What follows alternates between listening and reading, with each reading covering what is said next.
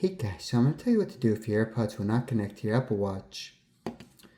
So to start, first on your Apple Watch, press the crown. Press on settings, the gear icon. Just go down to Bluetooth. So just for example guys, well first make sure that Bluetooth is turned on. So just for example, for these AirPods. So for these, they're connected to my iPhone and they should automatically connect.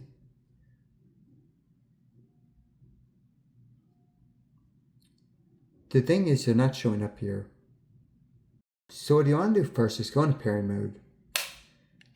The newest ones you double tap on the front. With the older ones you'd hold down a button on the back.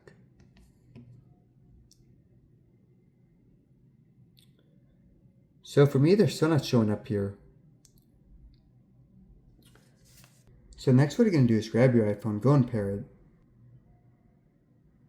it. So from here, go and find the device. Go and press on it.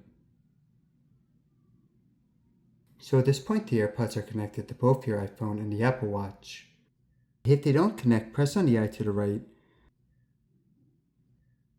Press on Forget Device and go back through the setup.